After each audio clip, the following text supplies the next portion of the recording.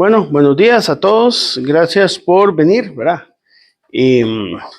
Varias cositas que quería hablar. Lo primero es, bueno, informarles que ayer la visita a la Comet fue un éxito. Ahí estuvieron varias personas. Ahí estuvo Ariela, por ejemplo, que había llegado por ahí. Estuvo Juan ahí también, ¿verdad? Entonces, me parece que la visita fue bastante provechosa. Parte de las funciones que tiene un laboratorio nacional de metrología, considero yo que es estar de la mano con la academia, porque parte de la trazabilidad es diseminar el conocimiento. Entonces me parece que la visita pues fue muy exitosa. Fue una visita a los laboratorios de la parte de metrología física y de metrología legal. Entonces no pudimos ver el laboratorio de metrología química porque estaban en una reunión ahí, entonces no nos pudieron atender, pero la parte física la vimos muy bien, ¿verdad? Entonces, estuvo muy interesante. Tal vez dentro de las cosas que vale la pena anotar por ahí, es que ha habido un esfuerzo grande en Costa Rica para poder mejorar la trazabilidad del kilogramo. Y en tiempos conflictivos como los que tenemos en este momento, ¿verdad? Con una guerra en Ucrania y con otro conflicto armado en la zona de Hormuz, ¿verdad? En Irán, de repente la trazabilidad se puede ver comprometida. Entonces tenemos trazabilidad en Costa Rica a 5 patrones internacionales. Dentro de ellos está el del PTB de Alemania, uno en Metas, en Suiza. Tenemos una esfera de silicio, además. Tenemos trazabilidad al CENAM, al Centro Nacional de Metrología Mexicano, ¿verdad? Y también al NRC de Canadá. Entonces, yo creo que eso es un gran esfuerzo que está haciendo de la Comet en este momento como país para poder garantizar la trazabilidad del kilogramo, ¿verdad? Por otro lado, tenemos ya un estudiante de Ingeniería Física del TEC que está trabajando en el laboratorio dimensional con el metrólogo a cargo, ¿verdad? Leonardo, en un interferómetro de FISO para poder materializar de la mejor manera el metro, ¿verdad? Que es lo que estamos tratando de buscar en el Laboratorio Costarricense de Metrología. Tenemos un ingeniero mecánico, Adrián, que está trabajando en la parte de presión, ¿verdad? Y yo creo que se están haciendo los mejores esfuerzos para asegurar la trazabilidad en las principales magnitudes que se tienen en Costa Rica, ¿verdad? Entonces, tal vez como reflexión, de agradecerle a Ale, usted que ha estado por ahí con la organización de las giras, y ojalá que esto se siga haciendo, porque esto debería ser parte de la formación de ustedes, al menos una vez en sus vidas visitar el Laboratorio Costarricense de Metrología. Hay una profesional muy buena que es Sandra. Sandra está a cargo de la parte de metrología legal, y si ustedes me apuraran, yo diría que ella es la que debería dar el curso de metrología industrial y legal, ¿verdad? El conocimiento que ella tiene es vasto. Ella es química de formación y trabaja en este momento de la mano con lo que son las autoridades en la parte de reglamentación técnica, ¿verdad? Dentro de las cosas interesantes que se hablaron ayer es sobre digamos, las principales causas de muerte en Costa Rica. La principal causa de muerte en Costa Rica, chicos, no sé si ustedes saben cuál es.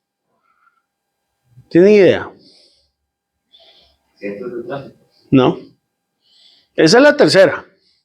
Esa es la tercera, curiosamente, Pablo. No, hay una más, que es lo que son ataques al corazón, lo que es la parte cardiovascular. Resulta que en este país tenemos mucho problema por temas de presión alta. Entonces, la parte de esfigmomanómetros resulta ser muy importante para metrología legal. Dentro de los campos de la metrología legal, creo que se lo habíamos hablado la vez pasada, tenemos lo que es salud pública.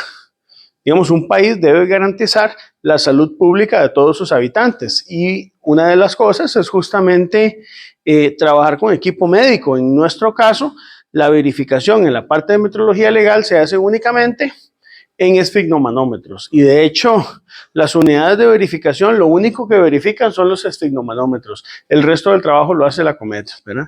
Las unidades de verificación, por decir así, laboratorios, entre comillas, que designa el Estado para que verifiquen, para que hagan el proceso de metrología legal de verificar lo que son esfigmomanómetros que se emplean para medir presión arterial, ¿verdad? Entonces, me pareció interesante. La parte de cinemómetros se sigue trabajando, lo que son medidores de velocidad en carretera, que es la tercera causa de muerte en este país, ¿verdad? Y así como la metrología legal tiene una génesis, que es la protección de salud pública, la protección del comercio, que sea justo, la protección de medio ambiente, ¿verdad? Todo eso viene enfocado a el proteger la vida de los ciudadanos de un pueblo, ¿verdad? Entonces, como es complicado, porque usted no puede regular la vida, usted no puede hacer un reglamento de la vida, entonces se entiende que si usted atiende todos los aspectos de la metrología legal, estamos atendiendo el aspecto de la vida en los seres o en las personas que vivimos en un país. Es interesante porque hay discusiones que en este momento se dan. Por ejemplo, ¿qué pasa si usted, digamos, en vez de tomarse un trago de vodka, ¿verdad?, que tiene un 40% de alcohol, se toma una serie de coctelitos ahí en el bar, ¿verdad?, y toma menos alcohol, pero sale más borracho, porque resulta que el impacto de haber tomado el alcohol, digamos, con azúcar, hace que su efecto en el cuerpo genere más embriaguez, a pesar de que posiblemente usted hace una alcoholemia, habiendo tomado coctelitos en un bar y otra que es con vodka, va a salir positivo la del vodka y tal vez no positivo la de tomar cócteles. Entonces la persona que tiene más embriaguez va a salir con una prueba positiva. Entonces viene de todo el tema público, ¿verdad? Porque ustedes saben que los periodistas y mucha gente van a exagerar, ¿verdad?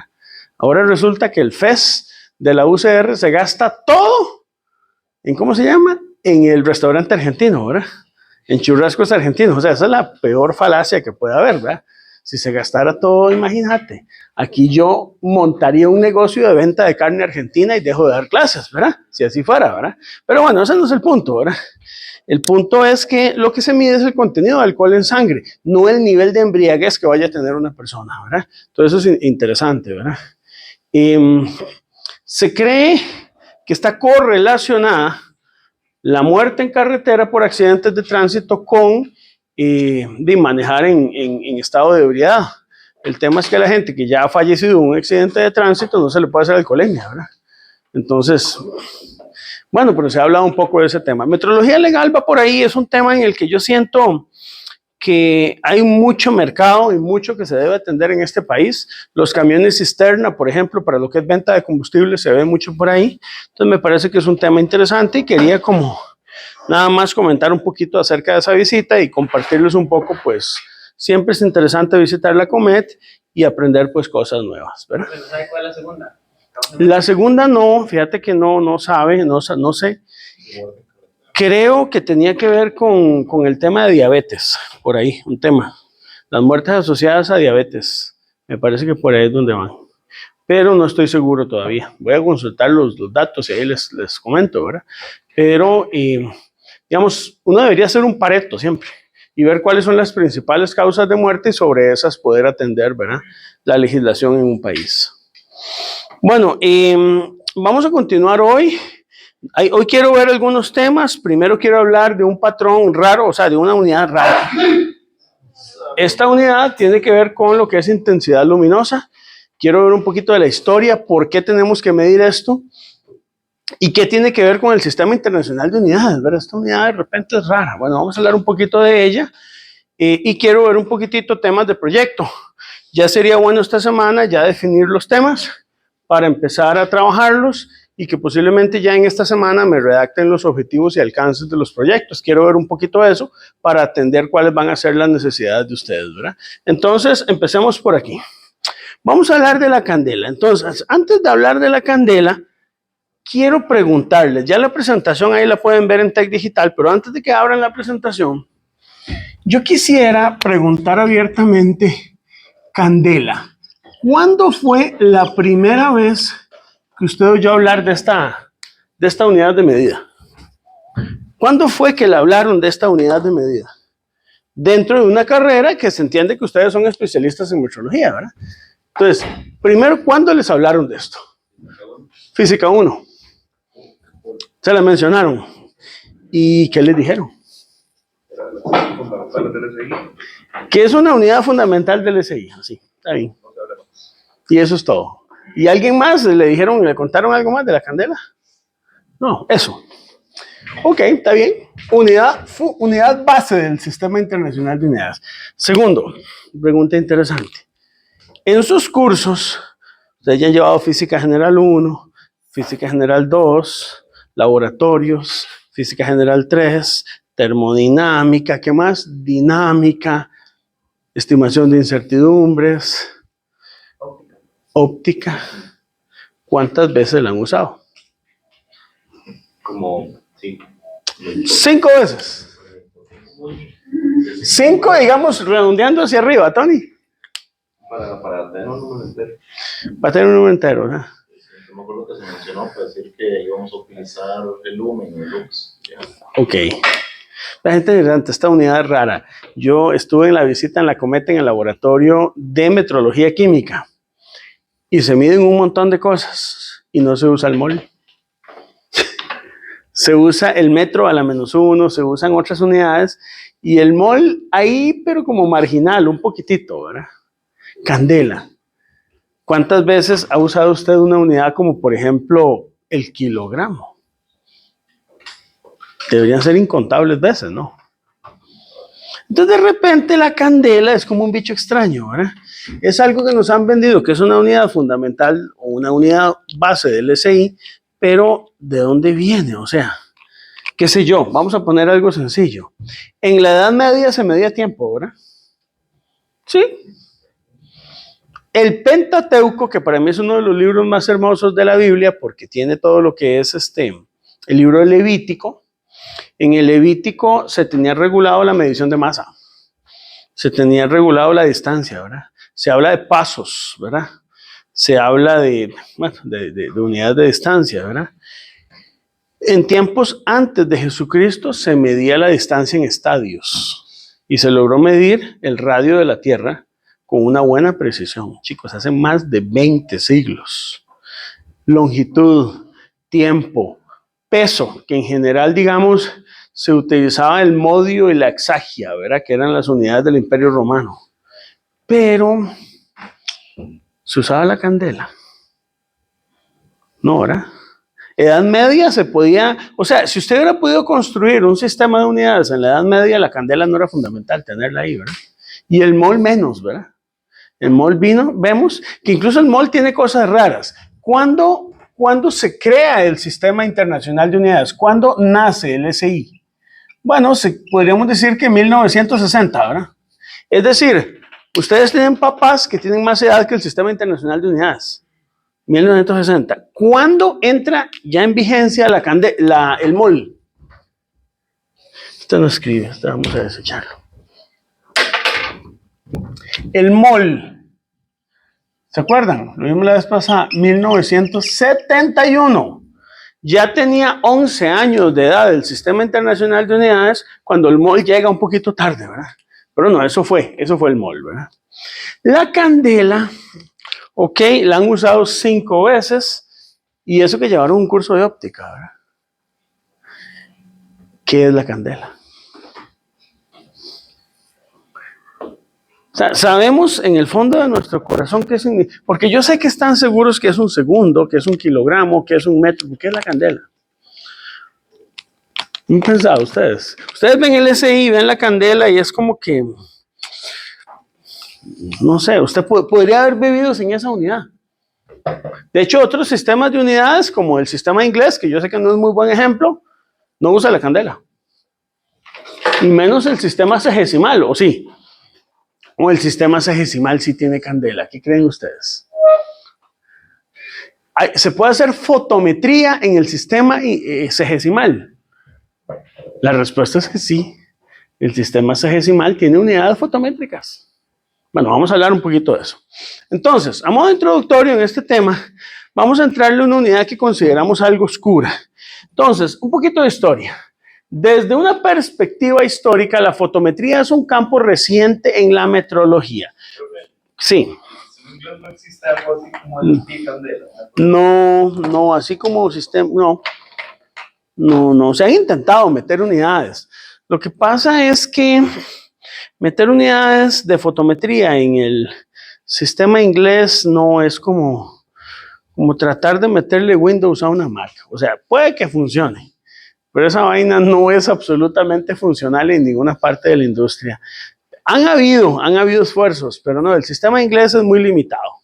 El sistema inglés es, no sé, eso es Es muy complicado en eso, Tony, pero no. Se han intentado hacer esfuerzos, pero no esfuerzos que me permitan a mí mejorar. Digamos, chicos, esta es una buena pregunta, porque hay gente muy defensora del sistema inglés, porque como el pie ahorita tiene trazabilidad al metro y la libra avoirdupois tiene trazabilidad al kilogramo a través de un factor de conversión, ¿por qué no seguimos usando las unidades inglesas?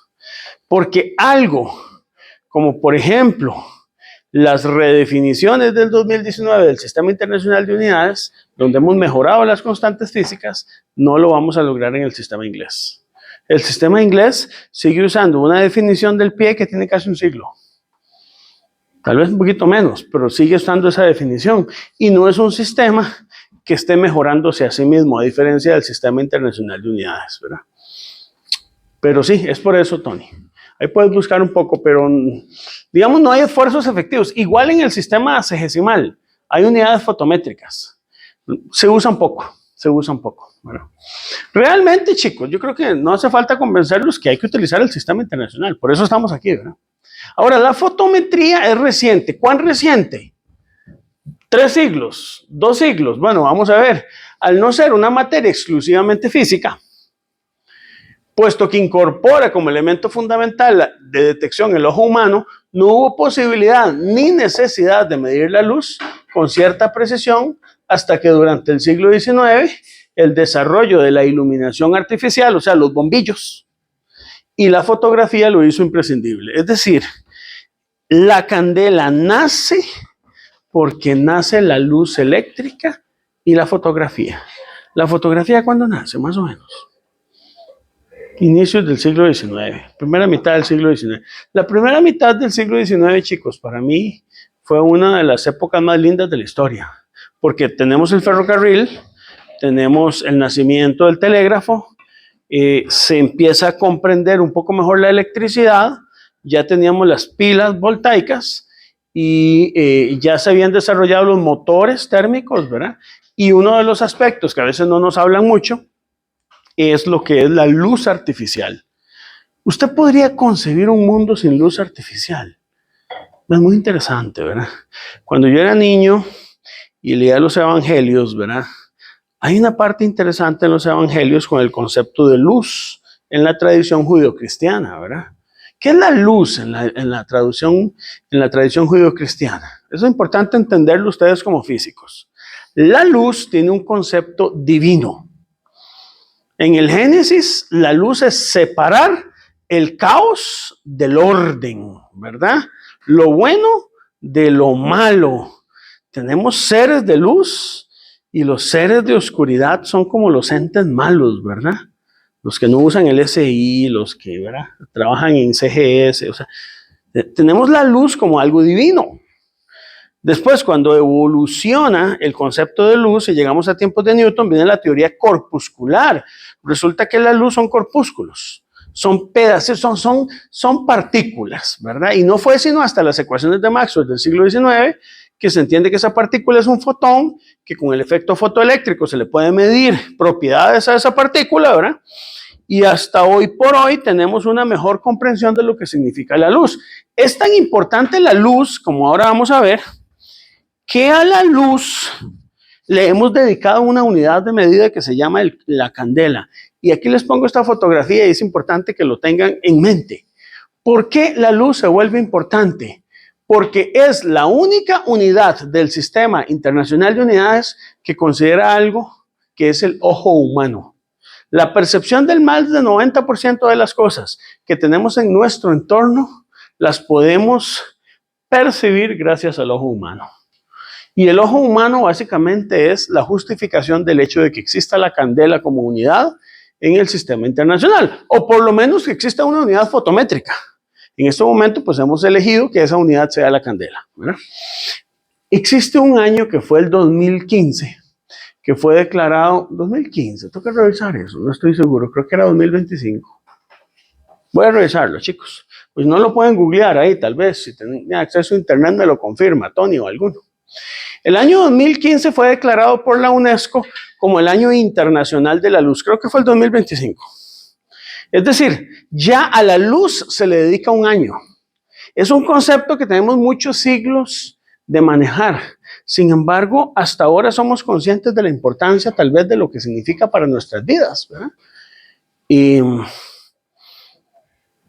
la luz, y hoy vamos a hablar de eso, la luz y el ojo humano. Si nosotros fuéramos una civilización inteligente que no tuviera ojos, que no pudiéramos ver y que nuestra comunicación fuera de otra forma, no sé, tal vez como los murciélagos, ¿verdad? Los murciélagos son ciegos y sin embargo tienen un espacio de percepción muy, muy claro de cosas, ¿verdad? A través del sonido. Posiblemente nuestro sistema internacional de unidades no tendría una unidad como de la candela, ¿verdad? Entonces, si usted tuviera que explicarle a vida extraterrestre que en nuestro sistema internacional de unidades existe la candela, sería algo como complicado, ¿verdad? Sí, es 2015. Ah, bueno, perfecto. Muchas gracias ahí por la aclaración. Entonces, sí, estamos bien. Ok. Si avanzamos en la historia, los primeros patrones de intensidad luminosa, ¿cuáles fueron? Velas de cebo de ballena o parafina. Entonces, usted lo que encendía era una vela. Una vela en siglos anteriores, chicos, era un dispositivo de muy alta tecnología. Ahora nosotros lo vemos como algo muy anticuado, pero las velas eran patrón de tiempo. Las velas eran patrón de intensidad luminosa, ¿verdad? Entonces, era importante, ¿verdad? Era importante. Con el tiempo, ¿verdad? Bueno, eso dio lugar al nombre de la candela como unidad de medida para intensidad luminosa. Con el tiempo y a medida que se fueron fabricando las primeras lámparas de aceite, de queroseno, ¿saben cuál es el queroseno, verdad? Cuando usted tiene la torre de destilación, por ejemplo, de una planta de crudo, en el crudo los productos más volátiles, ¿verdad? Son, por ejemplo, la gasolina, luego tenemos el diésel. El queroseno es un producto, digamos, no tan volátil como la gasolina, pero no tan pesado como el diésel, ¿verdad? Y el queroseno, la principal aplicación que tenemos actualmente es en la aviación. Todo lo que son los aviones funcionan con queroseno, ¿verdad? El queroseno además se utilizaba en las lámparas que se utilizaron, por ejemplo, en minas, ¿verdad? Porque era muy común. De hecho, mis abuelos usaban queroseno, ¿verdad? Y el queroseno se vendía en botellitas, ¿verdad? Que decía the best kerosene you can find. Por eso le ponen canfín, ¿verdad? Por eso así se vendía, ¿verdad? Entonces el queroseno fue muy importante en su momento, ¿verdad? Habían lámparas ya de gas, de aceite, y la candela, entonces el ser humano, digo obviamente, fue definiendo a partir de estas nuevas fuentes de luz algo que fuera más reproducible o más estable. Ustedes podrían pensar que no necesariamente una candela era un patrón reproducible para luz. Necesitamos algo que fuera más estable, ¿verdad? Entonces, bueno, fue avanzando el ser humano y ocurrió algo interesante. Una de las primeras en entrar en los laboratorios fue la lámpara de aceite de colza. Eso fue, digamos, lámparas que se usaban típicamente y funcionaban con una mecha.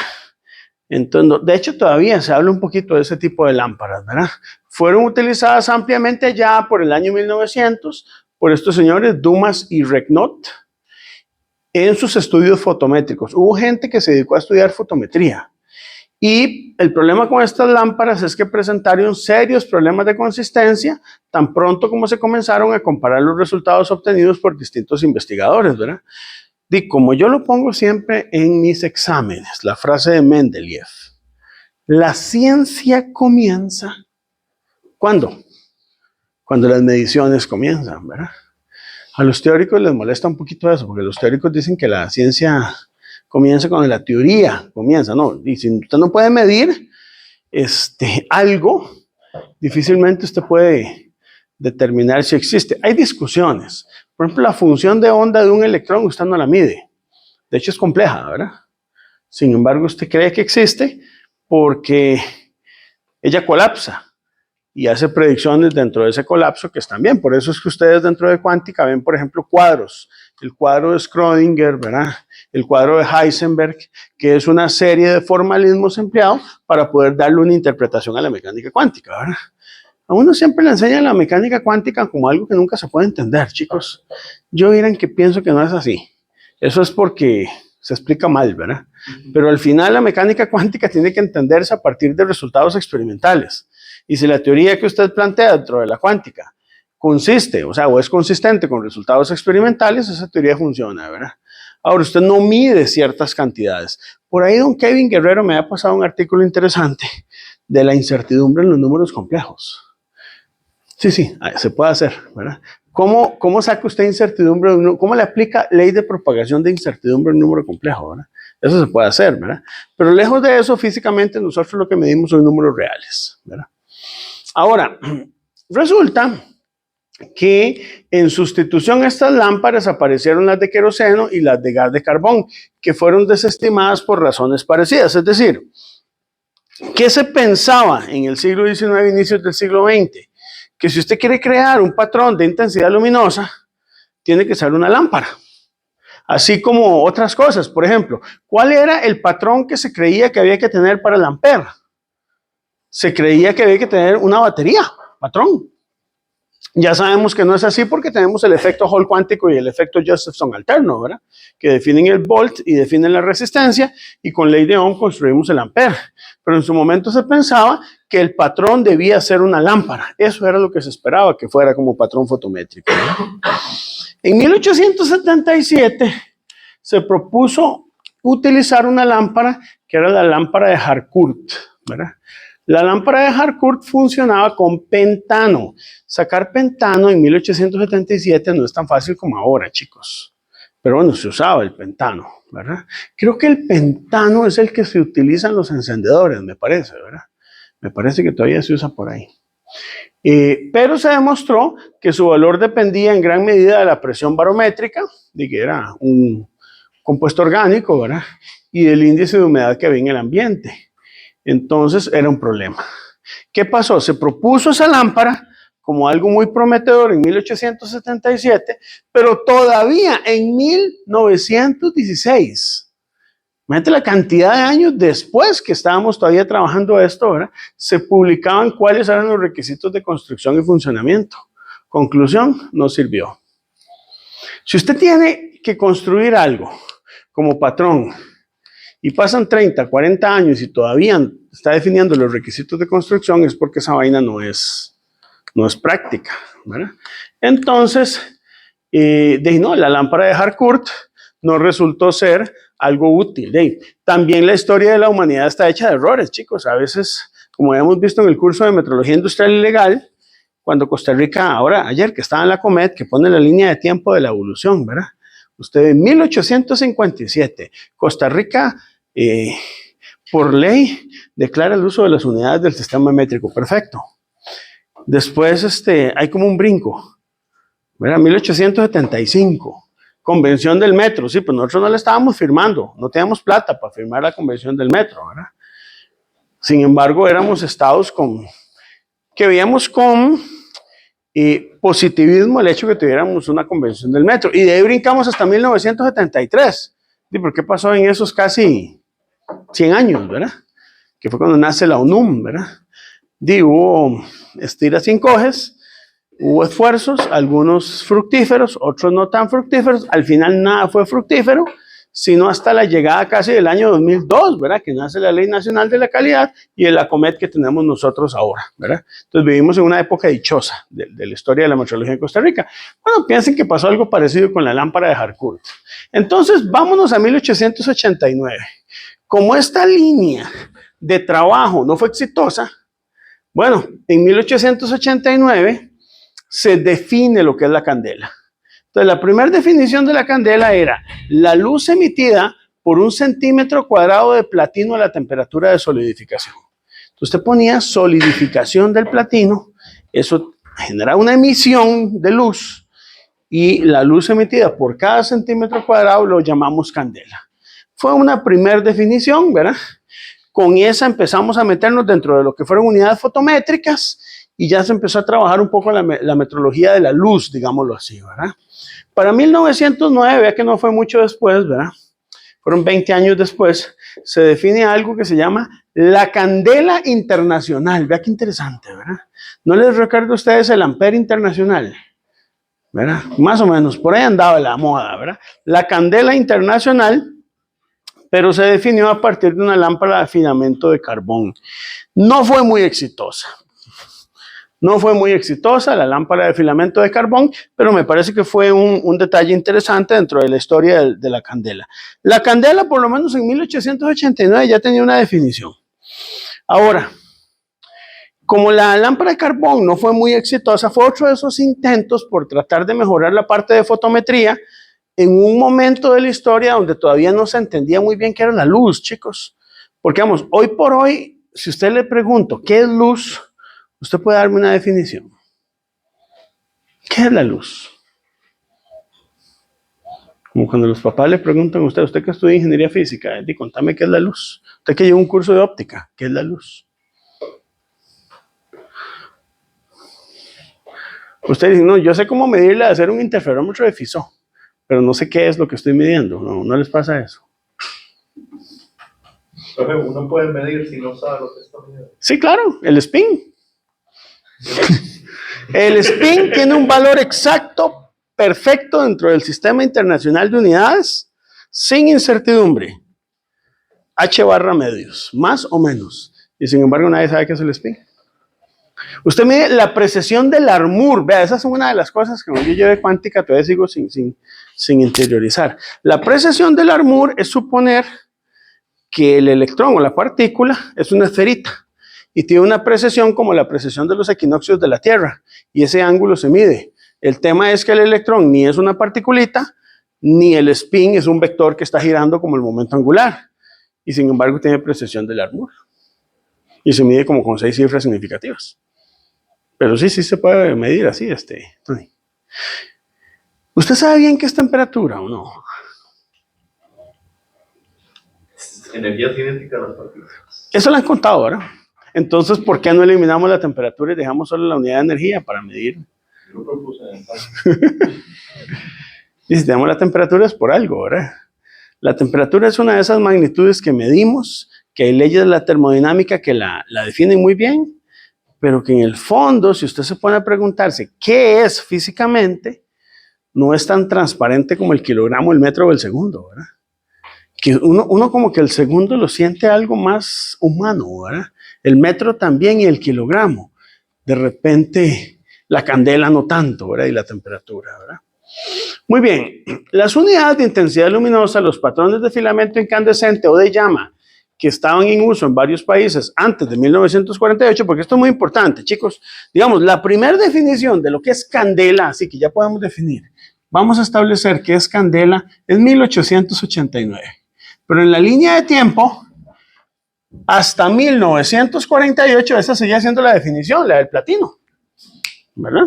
Pero entonces, ¿qué era la luz? ¿Una partícula? Bueno, es interesante. La luz, desde la parte judio-cristiana, es eso que separa el bien del mal, el orden del caos.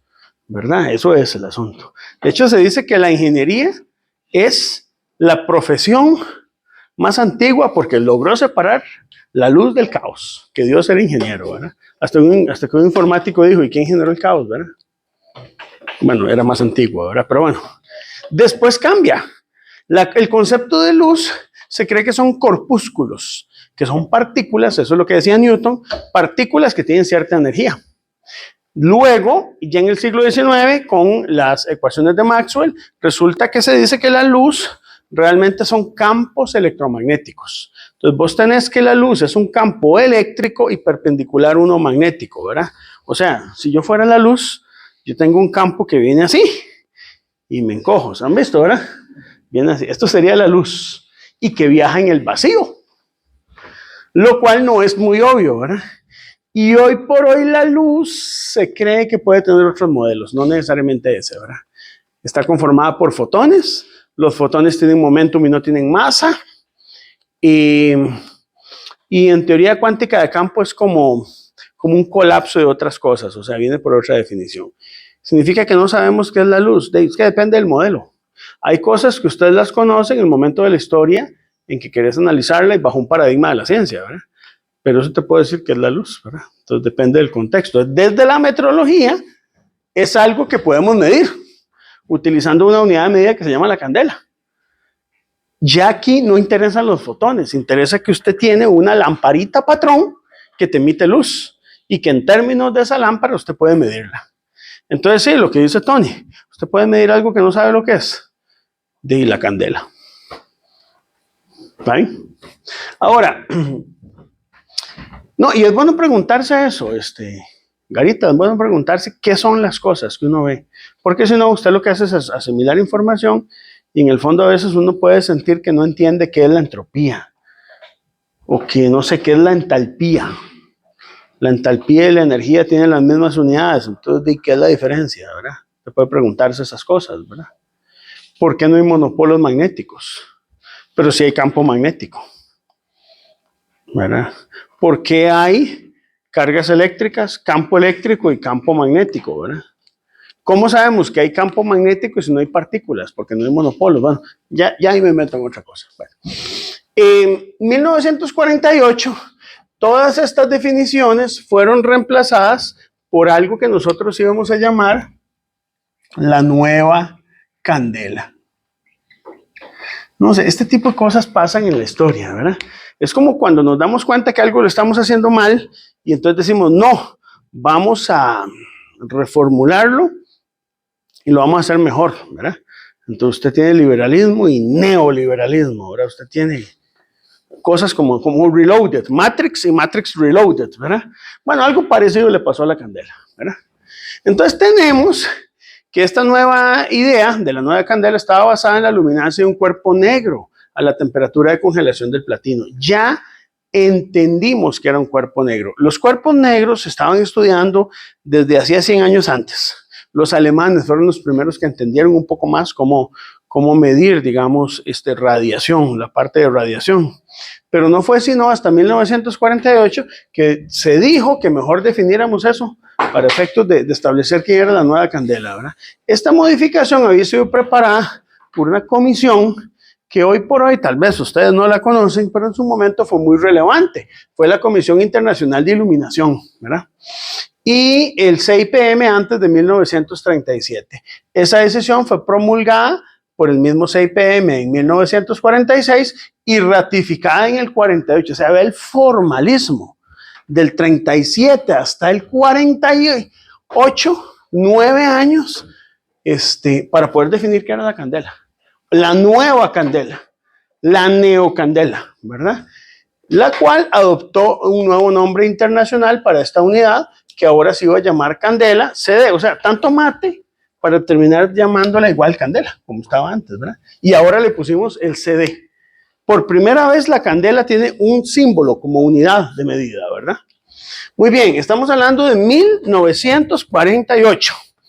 Las cosas fueron un poquito lentas porque no fue sino hasta el 54 que se establece como unidad de base. Es decir, la candela todavía no fue hasta el 1954 que se establece como unidad de base. ¿Y cuándo nace el SI? 1960. 6 años antes ya se sabía que era unidad de base.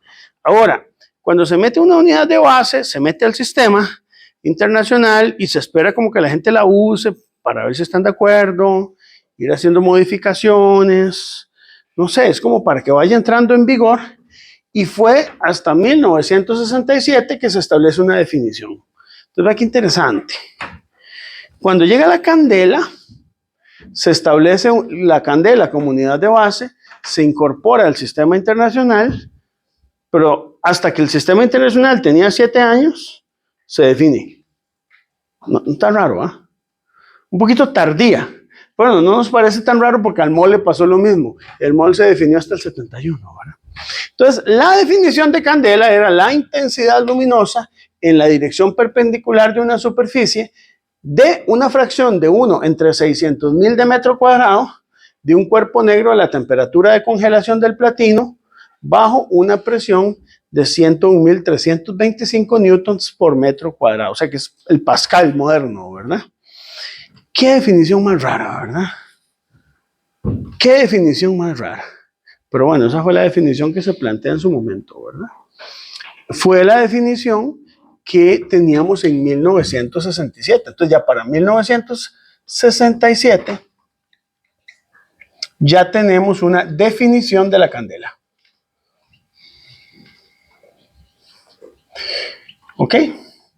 Por aquí, unos años antes, 1960, se da ¿cómo decirlo? El nacimiento del SI, ¿verdad? Se da el nacimiento del SI. Entonces, bueno, llega el año 67, esa definición ustedes podrán esperar que no era muy orgánica, o sea, como que a todo mundo le llegara, al ciudadano de a pie, no era fácil de entender y hubo que evolucionar. En 1979 se dieron cuenta de algunos problemas. Aquí yo lo resumo un poco, pero en el mise en practice del BPM está más detallado. Y es que realizar un cuerpo negro a altas temperaturas es complicado. Y las nuevas posibilidades que ofrecía la radiometría era la medición de lo que era potencia de radiación óptica, que eso para las definiciones anteriores no se tenía, ya había una evolución tecnológica, ¿verdad? Entonces, la 16ª Conferencia General de Pesos y Medidas adopta una nueva definición de candela. Entonces, para el 79, mi año de nacimiento, se redefine la candela. Va la segunda definición de la candela. Podría ser bueno, depende de cómo la quieran ver, o la tercera, ¿verdad? Si quieren incorporar la definición que teníamos del platino, ¿verdad? O de las lámparas de llama, no sé cómo quieran verlo. Entonces la candela es la intensidad luminosa, que así fue como me la enseñaron en el colegio, en una dirección dada de una fuente que emite radiación monocromática de frecuencia 540 por 10 a la 12 Hz y que tiene una intensidad radiante en esa dirección de 1/683 watts por estereoradián. O sea, si usted compara esta definición con la definición anterior, ¿qué nota usted? Como que nada que ver. Como que son cosas absolutamente distintas. O sea, fue crear totalmente una definición nueva, prácticamente, ¿verdad? Pero ¿por qué se crea esa definición nueva? Porque la tecnología me permitía desarrollar esta nueva definición. Si manteníamos la definición anterior, tecnológicamente no estaba bien, ¿verdad? Y tenemos que mejorar como sistema. 1979. Y vamos a la última definición. Entonces, de aquí nos vamos al último punto dentro de la cadena histórica, ¿verdad? Que es básicamente el año 2018, que es una redefinición del SI. Se da una redefinición del SI y vamos a leerla. Realmente se mantiene igual desde el punto de vista de realización la candela. No es que tengamos una nueva candela, pero la forma en que nosotros redactamos el SI ya va a cambiar un poco. Y tiene una definición más extendida. Dice que la candela, símbolo CD, es la unidad del SI de intensidad luminosa en una dirección dada, que está definida tomando el valor numérico fijo de eficacia luminosa de la radiación monocromática de frecuencia de 540 por 10 a la 12 Hz. Se elige una frecuencia, ¿verdad?, para que esta sea 683 cuando es expresada en unidades de lumen watt a la -1, la cual es equivalente a candela estereoradián watt -1 o candela estereoradián kilogramo -1, metro -2, segundo a la 3, donde el kilogramo, metro y segundo están definidos en términos del H de Planck, la velocidad de la luz en el vacío y la frecuencia del átomo de cesio 133 con la cual se define el tiempo, ¿verdad? Que ya las hemos analizado en casos anteriores. El estereoradián, chicos, tiene que estar metido dentro de esa unidad. Es interesante porque es una unidad adimensional, pero no podemos prescindir de ella. Por ahí en algún momento estuvimos viendo el ejercicio del 2pi entre cita mayúscula, ¿verdad?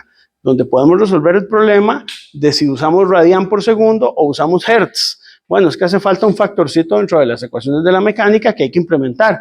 Podríamos pensar en algo similar para el estereoradián, ¿verdad? El estereoradián, me imagino que les hablaron en curso de óptica que es un estereoradián, ¿sí? No, es el conito ese, ¿verdad? Que se forma, ¿verdad? Cuando usted tiene un circulito dentro de una esfera y el ángulo sólido que se forma ahí es el que define un estereoradián, ¿verdad? Muy bien, entonces esa es la definición actual.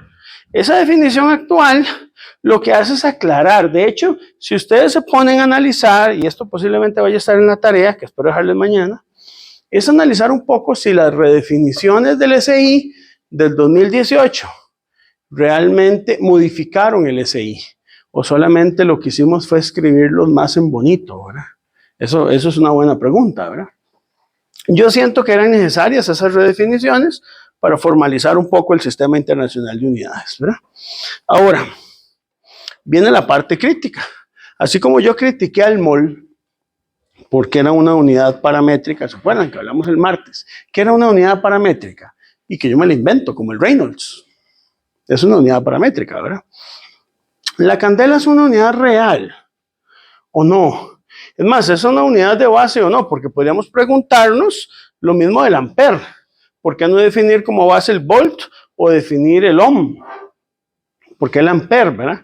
Bueno, resulta que el hecho de que el patrón fotométrico se basa en un detector de radiación y no en un emisor, que eso es muy importante, aconseja sustituir como unidad fundamental de la fotometría en el SI a la candela, que es la unidad de intensidad luminosa, por el lumen, que es la unidad de flujo luminoso. Yo coincido con esa idea. A mí me parece que la unidad que debería ser posiblemente unidad de base del SI debería ser la de flujo luminoso, no necesariamente la de intensidad luminosa. Pero bueno, ya la definieron así. No se ha hecho ese cambio por razones de continuidad histórica. Históricamente resulta que la candela se crea, nace, ¿verdad? Se incorporó y se diseminó como un virus dentro de toda la sociedad. Y después sacarla de ahí es complicado, ¿verdad? Ustedes nunca se han puesto a pensar lo difícil que sería erradicar una unidad del sistema internacional. Y si en algún momento tenemos que erradicar alguna, ¿cómo hacemos? Hay unidades que ya están metidas dentro del seno del sistema internacional y no se han descubierto. Por ejemplo, si usted descubriera un monopolo magnético, que no hay, ¿verdad? Por lo menos son poco abundantes. Pero si usted los descubriera bajo la cama, ¿qué hacemos? ¿Cómo lo medimos? ¿Con qué unidad del SI? No hay. ¿Y cómo la podemos? Bueno, podemos construirla. Podemos construirla, pero hoy por hoy no hay unidad para medir con monopolos magnéticos. Porque, vamos, si ya hay unidad de monopolo magnético es una partícula, tendríamos que crear una unidad de corriente monopolar magnética.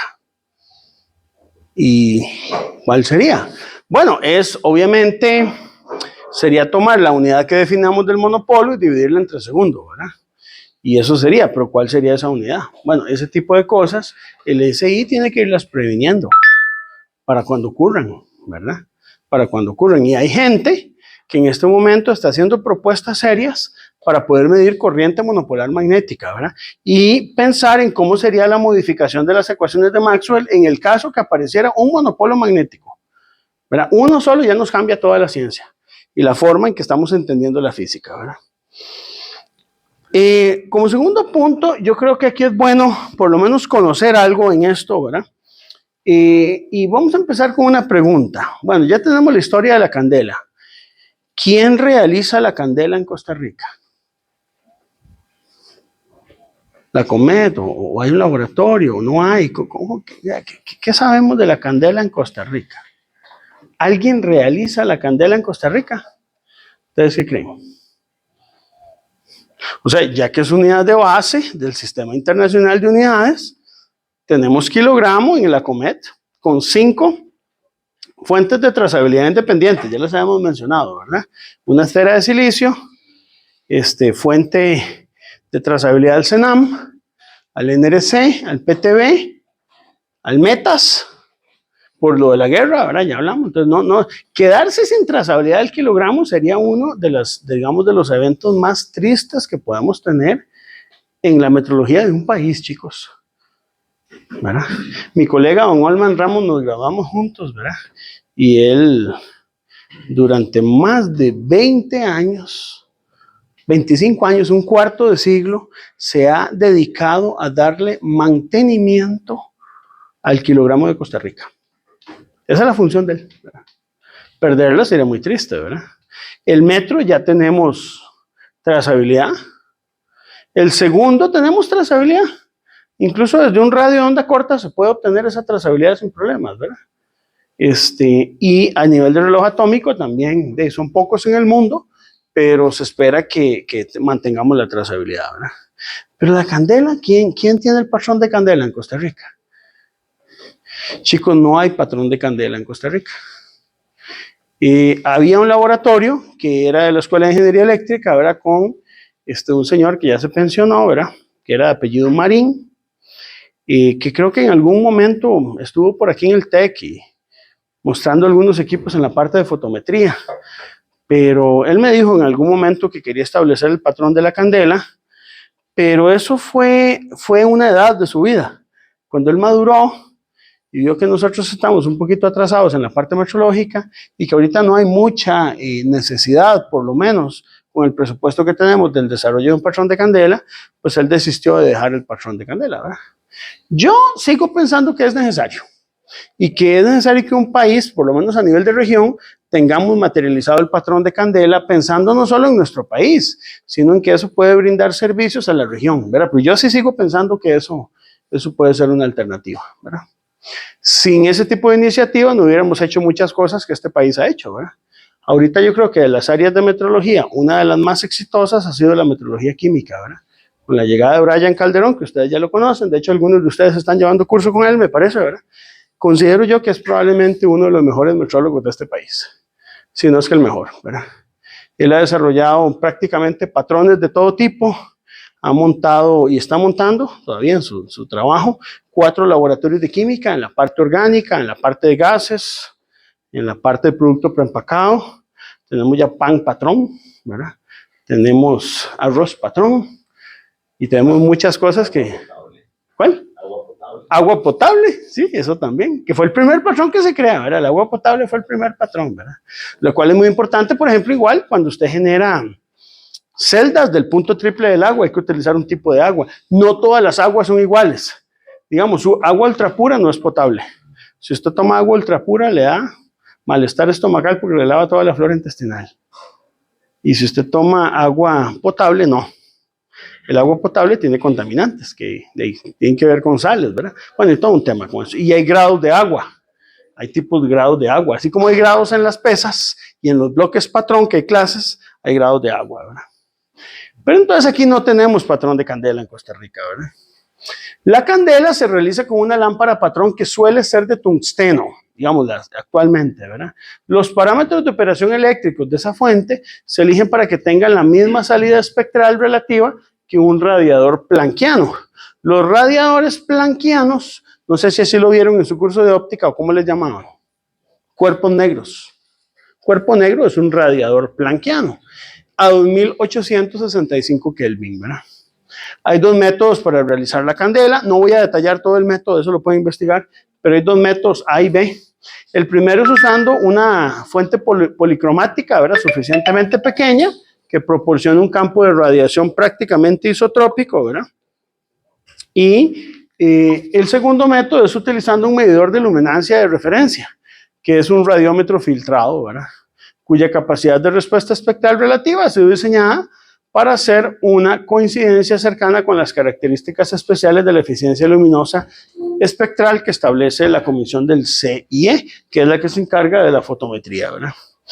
En el sistema internacional hay comités que se encargan de desarrollar cada una de estas unidades, ¿verdad? Y hay un comité justamente para la parte fotométrica, ¿verdad? ¿Está bien? Muy bien, termino con esto, chicos, nada más ahí, para no aburrirlos, porque esta unidad es como rara, ¿verdad? Pero existen 3 unidades derivadas fotométricas. Una de ellas es el flujo luminoso, que es el lumen. El lumen es la candela multiplicada por exterior radián. Aquí hay que tener mucho cuidado con esta unidad, porque si uno piensa que el exterior radián es adimensional, yo creo que nosotros tenemos como prejuicios, chicos, en nuestra formación. Y voy a decir cuáles son. Primer prejuicio, error que nos enseñan en la escuela. Cuando usted llega y compra las esferitas de Styrofoam y la pinta de los colores del planeta del sistema solar y lleva aquella lámina lindísima con colores, esto es Mercurio, Venus y Marte y la Tierra. Cuando yo estaba en la escuela, lo hice a escala y lo que puse fue un puntito que no se ve y me pusieron un 0 porque lo hice correcto. porque dibujé las órbitas, bueno, las hice como epiciclos cuando estaba en la escuela, pues no sabía que era una elipse, pero calculé los radios, dibujé un cuarto, básicamente en una cartulina grande, de cuál era la órbita de cada planeta, y un punto donde estaba ubicado cada uno de los planetas, que no se pueden ver, digamos, en una escala normal. Por haberlo hecho bien, me pusieron un 0. Entonces, uno de los daños más grandes que el sistema educativo hace es enseñarle que las cosas tienen que verse bonitas y no reales. Entonces, yo creo eso es un prejuicio. Bueno, tenemos un prejuicio con las unidades adimensionales. No sé si ustedes, es más, yo les dejo esta tarea moral. Pregúntenle a sus colegas físicos, Mayorga, Juan Carlos, Gutiérrez, ¿quién más? Álvaro. El radián y el estereorradián, ¿qué significa que sean adimensionales? Digamos, como esto es adimensional, no tiene unidades. Entonces, ¿será lo mismo decir un lumen que una candela? La diferencia es una vaina que no tiene unidades. Nunca me he puesto a pensar eso. Fotometría insiste que no, que el hecho de que esto sea adimensional le añade información a la candela que el lumen la tiene, pero la candela no la tiene. Entonces es importante, el hecho de que sea una unidad adimensional y que multiplique a la candela hace que sea una unidad distinta. Usted puede tener unidades en el SI que al multiplicarlo por un parámetro adimensional ya no son la misma. Voy a darles un ejemplo de las contradicciones, ¿verdad? Usted sabe que el ser humano está lleno de contradicciones, ¿verdad? Porque eso es lo que dice el SI. Supongamos que usted tiene un arco de círculo. Vean qué bonito este problema. Y usted quiere saber la longitud de este arco, para lo cual hay un radio y hay un ángulo, ¿verdad? Probablemente usted sabe que si el ángulo lo mide en radianes, ¿cómo calcula esa longitud de arco? ¿Cómo se calculaba? R por zeta. Sí, ¿verdad? Eso es lo que le enseñan a uno en cálculo. R por zeta. Usted agarra el radio por zeta y le va a dar la longitud del arco. Entonces, ¿en qué unidades medimos el radio? En metros. ¿En qué unidades hay que medir el ángulo? En radianes. Y esto lo hicieron en la tarea, aquella que yo les pregunté. ¿Y en qué unidades se mide el arco? ¿En qué unidades se mide el arco? En metros, no. O en metros radian. Entonces usted le dice, no, metro. Entonces a usted le dicen como placebo, parece si se lo cree, es que el radián es adimensional. Entonces, esta vaina de multiplicar por radián hace que sea igual metro es igual metro, porque el radián es adimensional. ¿Por qué ahí sí es adimensional y aquí no? Bueno, no, sigue siendo adimensional, pero una propuesta que usted puede hacer es que en el sistema internacional los arcos se miden con una unidad diferente a las líneas rectas.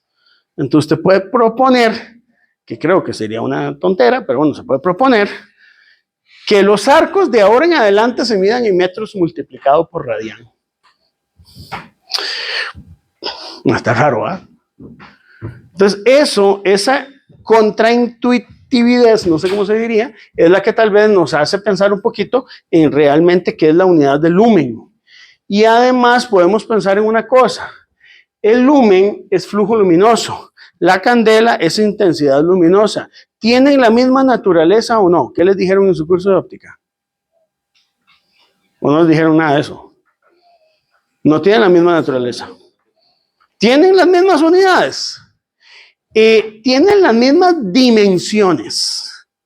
Porque la dimensión del lumen y la candela son iguales, pero no tienen las mismas unidades porque al multiplicarse por el estereorradián genera un cambio, ¿verdad? Ahí. Vamos a esta segunda unidad, esta se usa mucho. La iluminancia. Es sub-V, utiliza el lux. Es una unidad que es la candela por estereorradián metro cuadrado, ¿verdad? Entonces, y hay que meter el estereorradián, no podemos quitarlo ahí, ¿verdad? Vamos a quitarlo ahí. Y tenemos una tercera unidad que el sistema internacional, así es el sistema internacional, no le puso nombre. No le puso nombre. Y se les olvidó, no sé. No le pusieron nombre. Y es con la que se mide la luminancia. y es la candela por metro cuadrado, ¿verdad? Creo que esta es a la -12, no me equivoco, chicos. Me parece que aquí me falta un menos. Ahí podemos revisarlo, ¿verdad? Ahí, ahora lo corrijo en la presentación. Bueno, esa no tiene nombre. No sé si ustedes han pensado en las unidades derivadas del sistema internacional, porque hoy hemos hablado de lo que son unidades base.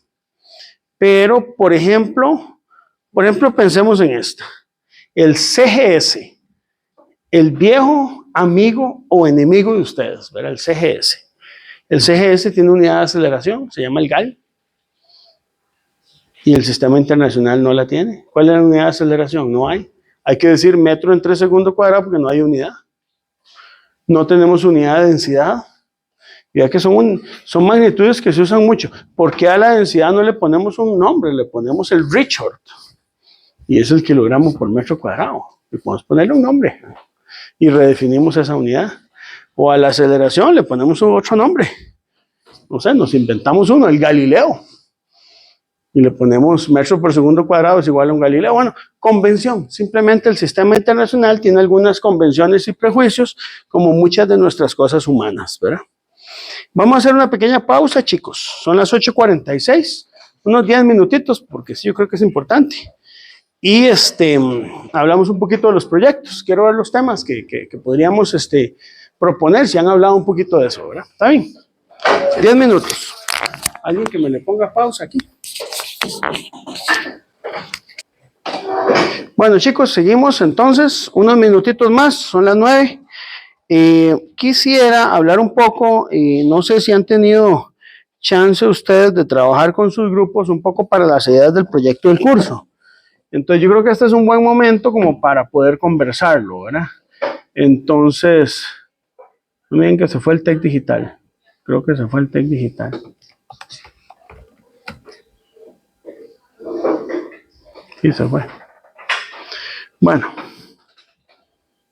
esto es el TEC, ¿verdad? Pero bueno, no importa, no importa. Vamos a hablar un poquito de las ideas. Entonces, lo que pasa es que los grupos los tenía en línea yo. Ahí están.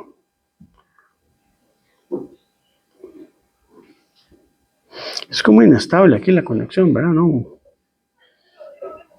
¿Siempre es así? ¿O no? Sí, o soy yo entonces el que me está funcionando mal. Y no sé qué será.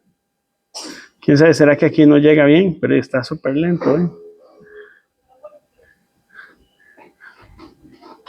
Bueno, mientras carga esto, tal vez me gustaría un poquito conversar sobre los temas, ¿verdad? Y no sé si ustedes lo tienen por ahí. ¿Hay alguien del grupo 1? Es que no lo puedo ver yo.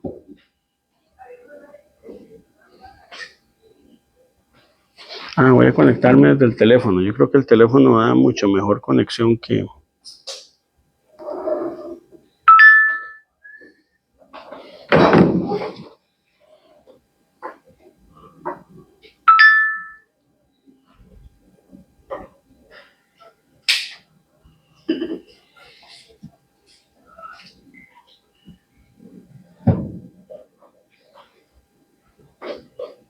Tampoco.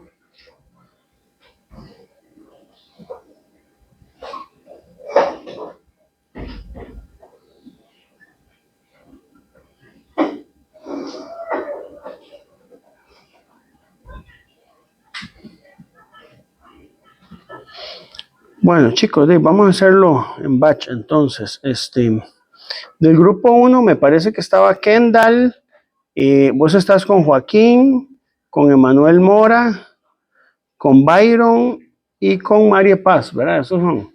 Bueno, cuénteme, ¿han discutido alguna idea de lo que van ustedes a trabajar o todavía no? O sea, para el diámetro de los cables. ¿cómo, perdón? Aplicar la ley de Benson Ajá. para los diámetros de los cables regulares. Ok, siempre lo van a hacer con eso. ¿Tienen acceso a la información? Sí, lo que buscamos ahí como información al respecto, pero igual todavía nos falta hablar bien con Joaquín. Sí, porque el tema con eso es el alcance. Es el alcance, digamos. Para que eso tenga sentido, vamos a ver. Vamos a discutirlo porque yo creo que sí es importante que entre todos tratemos de de ir viendo el alcance de lo que podemos generar en el proyecto.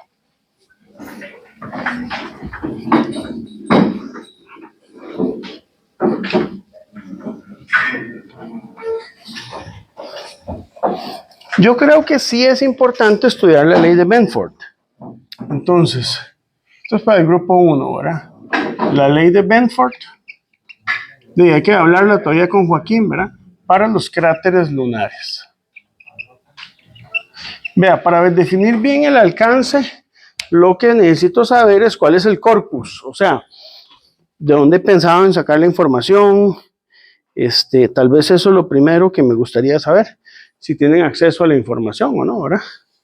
¿O han pensado en eso? La que está más sobre espacio, creo que son las bases de datos, pero no sabía de dónde. Ok. Bueno, hay que ver, porque podemos darle un alcance, tal vez ya está cargando.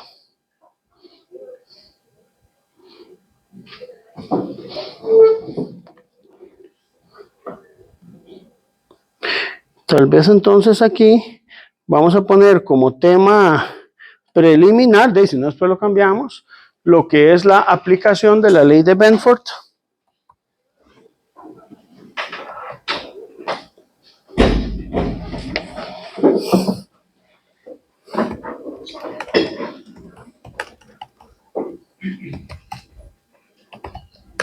A cráteres lunares. Y hay que ver, ¿verdad? Si eso aplica o no. Ahí lo que podemos hacer es tal vez definir un alcance. Por ejemplo, ¿cómo los van a medir? La parte metodológica es muy importante, ¿verdad? Yo creo que eso está estandarizado, ¿verdad? Si vos tenés un cráter lunar, se suele medir 2 dimensiones y se promedian, ¿verdad? Entonces, bueno, tienen que ver cómo determinan eso. ¿Con cuál herramienta? Que les pueda asegurar que hay una precisión, ¿verdad? El cráter se encuentra sobre una superficie esférica. Entonces me imagino que hay que hacer alguna suposición al respecto. Si van a medir el diámetro lineal o van a usar geometría plana o esférica. Entonces sí hay que empezar a definir muy claramente la metodología.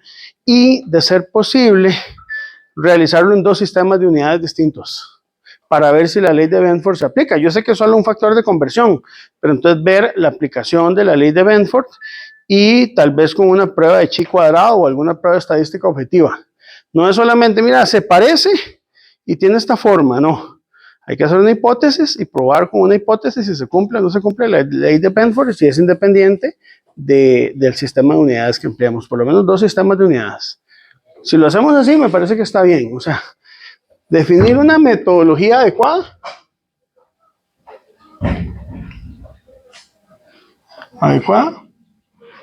Y al menos en 2 sistemas de unidades. Ustedes los escogen. No se vale que los sistemas de unidades sean, digamos, si van a usar metros, que usen metro y centímetro. Eso no vale, ¿verdad? Tienen que ser 2 sistemas de unidades independientes. Puede ser pies y puede ser metros, por ejemplo. Sistemas donde incluso el factor de conversión no sea un factor decimal, ¿verdad? ¿Está bien? Pero puede ser, eso me parece que es un tema. Háblenlo con Joaquín y me avisan, ¿verdad? Tengo el grupo 2, que es el de Gabriel del Campo, Rolando, Ariela, Derek y Pamela. ¿Han conversado algo? ¿Tienen alguna idea o necesitan apoyo? Los escucho. Voy a poner aquí presente a Gabriel del Campo, a Lu, ¿y quién más? Bueno, ya Susan por ahí estaba. Bueno, cuéntenme, a ver, chicos. ¿Han pensado en algo? Planeando un poco, ¿se acuerda que hablábamos de celdas de galio, no sé? Y usted comentaba que lo que se podía hacer era como con agua destilada, agua normal, por ejemplo. Sí. No hemos hablado mucho más, pero nos está sonando un poco más esa idea, ¿verdad? De trabajar con celdas. Digamos, celda del... Ahí lo que se puede hacer es que trabajen ustedes el punto de hielo. Tratar de normalizarlo un poco, hacer un esfuercito por tratar de documentar bien un punto de hielo, porque eso no está documentado en ninguna parte del mundo. La gente hace los puntos de hielo como le da la gana. Y no es lo mismo hacerlo con agua destilada que hacerlo con agua del tubo. Entonces yo quisiera como hacer una comparación. Entonces podríamos ser por ahí, pero tienen que discutirlo un poco más, necesito que se reúnan, ¿verdad? Y que vean un poco lo que es normalización o caracterización, porque esto es metrología científica, no es Metrología industrial y legal. Es una caracterización de un punto de hielo que hay que ver cuántas mediciones vamos a hacer de ese punto de hielo y cómo lo vamos a caracterizar. Caracterización del punto de hielo con agua destilada. El punto de hielo, ya le vamos a dar después el alcance por ahí, ¿verdad? Pero sí por lo menos trabajar 2 tipos de agua, Gabriel, y definir bien el tipo de recipiente, y hay que hacer varias pruebas, no se pueden quedar solo con una, por lo menos 2 veces hay que hacerlo con cada una, para ver que el punto repita, con 2 tipos de termómetro, o un termómetro muy fino. Pueden usar uno de los platinos que tenemos nosotros, vamos a ver, tal vez se puede utilizar. Y yo creo que con eso sería una bonita idea para el proyecto, porque así usan usan un termómetro suficientemente preciso y podemos ver cómo se comporta el punto de hielo. Pero me parece que estaría bien, eso podría ser un buen alcance para el proyecto. Discútanlo ahí entre ustedes y le definimos un buen alcance, ¿verdad? Grupo 3, tengo a Derek, Alejandro, Michael, Edwin y Kevin Richard. ¿Qué me dicen? ¿Van a hacer lo de la medición de velocidad de la luz o qué han pensado? Sí, me parece que no hemos hablado más al respecto. Creo que hemos quedado en preguntarle a Denis para ver lo de... Sí, necesito que le pregunten, para ver si eso se hace. Y yo todavía en esa idea me queda como una duda. Si ustedes van a medir la velocidad de la luz en el aire, tienen que medir las condiciones ambientales bien. Temperatura, humedad y presión. Entonces, posiblemente... ¿Cómo? Se usa un barotermigrómetro y hay que ver cómo se puede determinar el índice de refracción. Porque usted no está midiendo la velocidad de la luz en el vacío. Usted puede, digamos, tomar la velocidad de la luz en el vacío y medir la velocidad de la luz en el medio, ¿verdad? O al revés, usted puede, digamos, tomar la velocidad de la luz en el medio, corrigiendo con el índice de refracción y hacer una estimación de la velocidad de la luz en el vacío y compararlo contra el valor de referencia. No sé, pues necesito que me den un alcance, ¿qué es lo que quieren hacer? A mí lo que me interesa es una buena metodología. La idea de lo que van a medir, de ahí ustedes me la pueden definir, de como ustedes lo deseen, ¿verdad? Está bien. Voy con el grupo 4, que es Kevin, Juan Pablo Mora, Sebastián y Diego Bando. Ahí veo a 2 de los miembros. No sé si ustedes han discutido alguna idea por ahí o necesitan reunirse para terminar de definirla.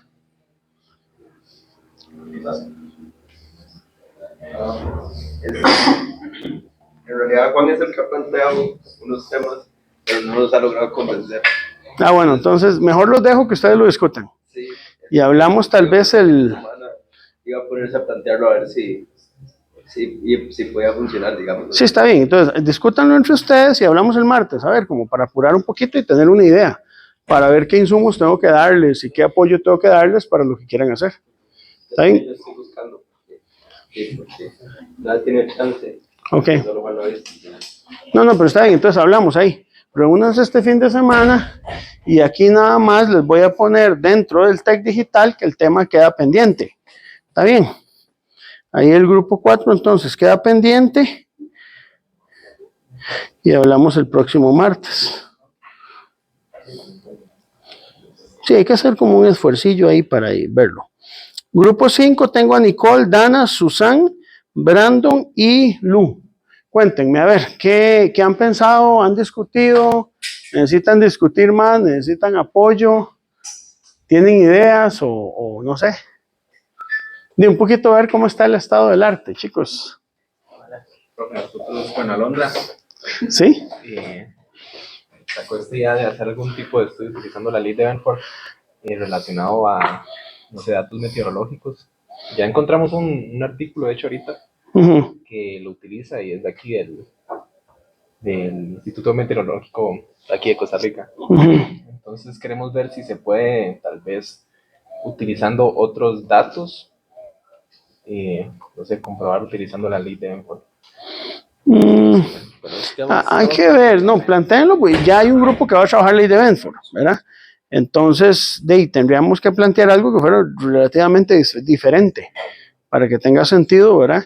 Y con qué metodología lo van a emplear. Es que, vamos, en el caso de los cráteres lunares hay un detalle, que tienen que medirlos, o tienen que estimarlos, o tienen que buscar cómo generar esa información que no está tan disponible, ¿verdad?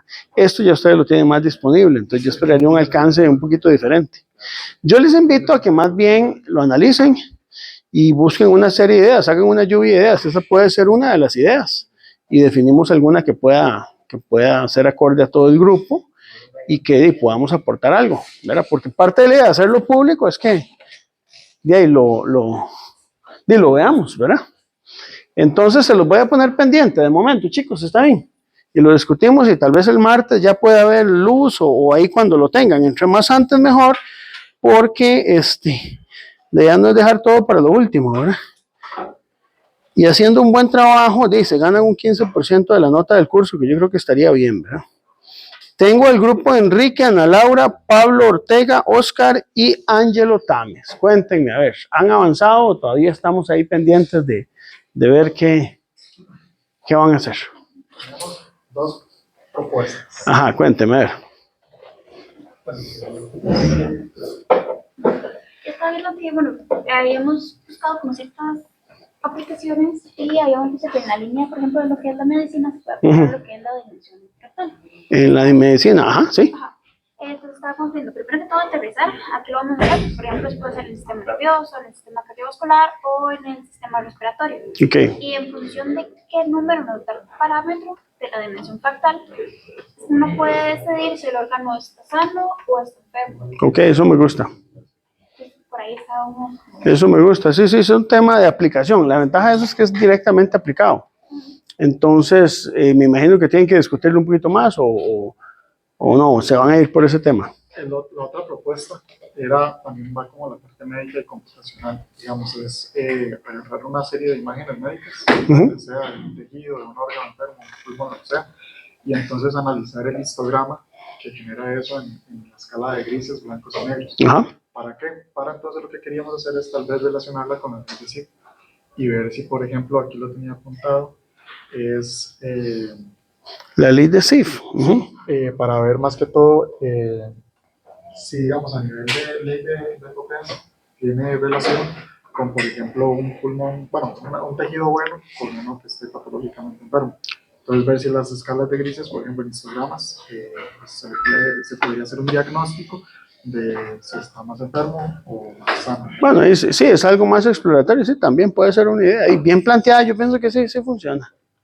Sí, nunca he visto la aplicación de ley de CIF en tonalidades de grises, pero me parece que sí se podría aplicar, porque la ley de CIF lo que vos necesitas es un ranqueo. Digamos, si tenés una serie de tonos de grises, ver cuál es el que tiene más frecuencia y de ahí empezar a ver si aplica o no aplica. Pero está bien, entonces me parece que las dos ideas están bien, pero van a depender de la disponibilidad de información y lo que decidan como grupo. Se los voy a poner pendiente, ¿les parece? Y ustedes lo terminan de definir por ahí. Pero me parece que, a ver, vamos como encausados por ahí, ¿verdad?